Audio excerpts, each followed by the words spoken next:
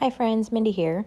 I am on the creative team for Keys of the Kingdom, and today I'm going to be using Sarah's printables to create a page in my journaling Bible. And I'm using these two sets. They are called Focus and Focus 2, I think. These can be found in her shop. They're kind of similar, but they have the same scripture with them. But I'm going to be using different elements from each of these two sets to create my page today. I really love the camera imagery, and so I have pulled out some washi tape from my stash that I might use to do this page. And then I also have an idea that I will be using these distress crayons that I just recently got to do the background work. And then I'm not really sure from there where we'll go, but this printable says the scripture that's with it is Psalm 91:14, but I am actually going to be journaling in Colossians 3. So I have my journaling Bible here, and I think I'm going to work on the left side of the page here. And I'm just going to get started. I'm going to put you on fast forward and talk you through what I'm doing in Colossians 3 today. Okay, so I'm just putting a mat here behind this page because I'm going to be using some distress crayons, and it's going to get a little wet, so I'm just protecting that page behind there. So I'm just scribbling this distress crayon on around the edge. I'm kind of putting the focus area down here in this bottom left-hand corner where I'm concentrating the most color and the darkest of this color.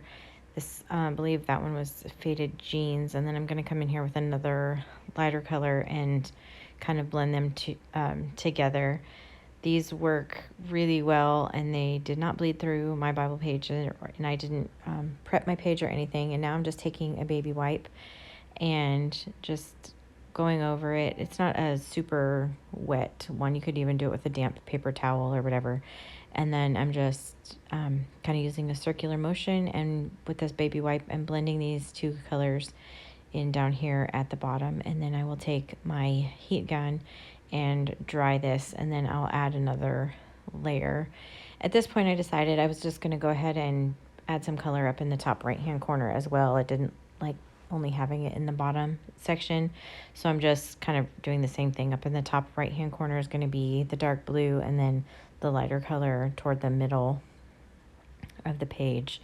So I'm starting with the lighter color first again, and then moving into the darker color and just smushing that around with this baby wipe, trying to keep the page from getting too wrinkled while I'm working here.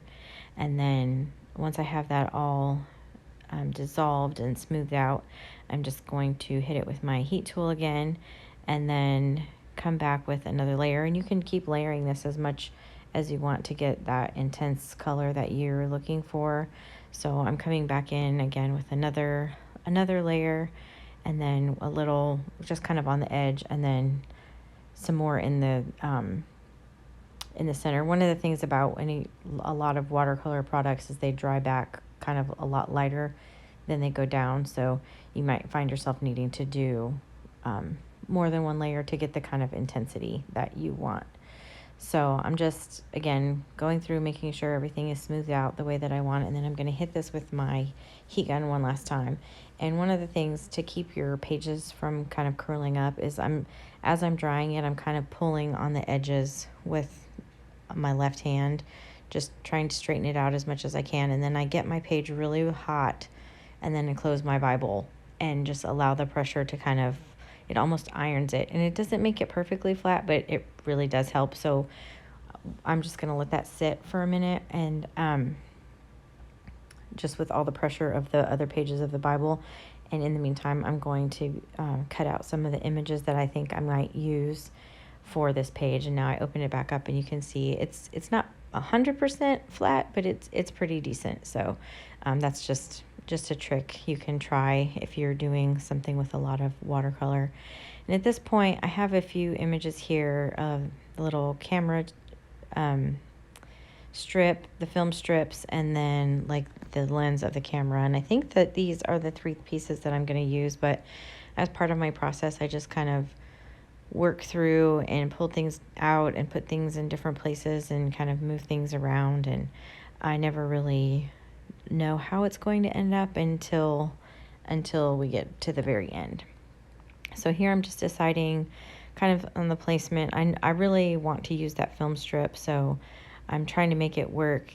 This Bible is a little bit smaller than some of my other Bibles. This is a new to me Bible, so I'm trying to get used to the size of it here, so it's a little bit different for me. But anyway, as you can see now, I have some other images pulled out. Some of these were from the other set, the other Focus on God set. So I have put down just the little narrow washi strip that looks like the film, and I'm just doing that across the bottom just to anchor everything. And I'm going to have that camera sitting there.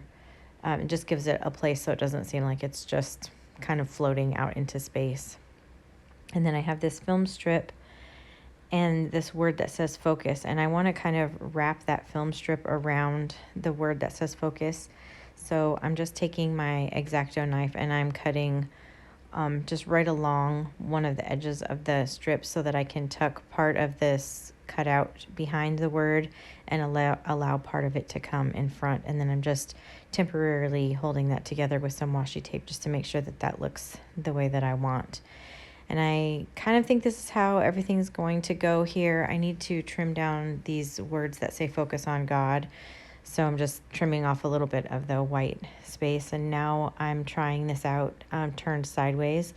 And I kind of like how that looks. But again, there's just not a lot of room on this page. So I'm going to go back to my process here of just kind of moving things around. I like the little pop of purple from the camera and from these words. And then I think, well, maybe I'll try this film strip somewhere else. This is why I don't adhere anything until the very end when I'm sure I have it the way that I want it. So I can keep kind of moving things around as I go. And I kind of like this, but then it's covering up some of the camera. So I decided that I probably won't leave that film strip kind of sitting like that. And I'm just pulling things and looking at the printables and just trying to decide what I'm going to do. And I decide that I really like that film strip kind of wrapped around that word that says focus. And I know for sure that I want the camera down at the bottom. So I'm going to put this film strip down here at the bottom. And whenever you have like different elements, it helps if they're kind of anchored together in some way. So that's kind of the problem when I had it just kind of up in the top right hand corner. Everything just felt like it was floating in its own little place, and that didn't really work for my eye. So I have this word that says focus with the film strip, and that's kind of up at the top and functions as my title. And then all of my other pieces are basically anchored together down here in the bottom left hand corner. And so by putting that film strip behind the camera, it just really anchors everything, and I still get the pieces on there that I want. So I just put a little bit of glue on one end here of the film strip, and I'm going to tuck that behind the camera. I'm just trying to decide if I want it straight across or wonky. I kind of prefer things like a little bit wonky instead of just perfectly straight. And then I am adhering only the part of this that's going to be kind of in that blank space. I want to be able to lift up the right side so that I can still see the words. That's not a huge deal for everybody, but that's just personal preference. Whenever possible, I like to leave it readable. And so in the case of printables or ephemera pieces like this, if I can, then I will just leave them glued down so that they're just glued down partially, so I can still lift it up if I want to, even though this isn't my main study Bible. That's just personal preference. Some people don't have any trouble covering the words, and that's totally fine. So anyway, moving on, I am gluing down these words that say focus on God here in this part of the film strip.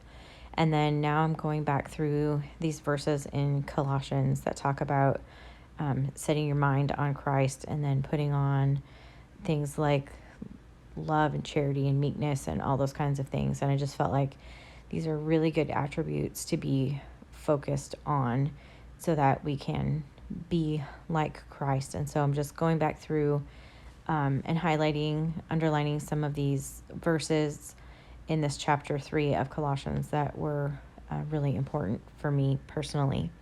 And then I have a pen here, and I'm just writing a little prayer in the margin, and then I dated it. And so at this point, I can still read under there, so I'm happy, but I'm still feeling like I need something in that top right-hand corner just to really finish it off. So what I decided to do is make a little tab, and I'm using my We Are Memory Keepers tab punch, and I'm just going to be clipping out a little section of this printable. And so, use your printables how you want to use them. Obviously, this was kind of designed as a journaling spot, but I'm just taking one little section of it. And I'm also doing this so that I can bring some of the purple from the bottom of the page up to the top of the page. And it just helps with the continuity and helping everything feel cohesive. And so I'm taking some of that film strip washi. I have just a little piece left over, but I wanted something just a little bit longer. So I got another little piece of this washi that's down at the bottom, and I'm just adding it up here kind of on this left side of this little tab that's going to be sticking up at the top. And then I really felt like this word focus needed some purple just to kind of, again, we're trying to, move the color around the page and just bring all of these pieces together. So by having some purple over here, it really just helps everything to stay really cohesive. So this is what I'm using is a Neocolor 2. This is a water soluble pastel. And so you can kind of just color it down similar to distress crayons. You color it and then you can just blend it out with, I'm using a water brush here. And I've just added purple to that whole word. And then I just kind of felt like it just needed a little bit of something else. So I decided to add some splatters down here on this film strip. And then I decided to just go crazy and add splatters everywhere.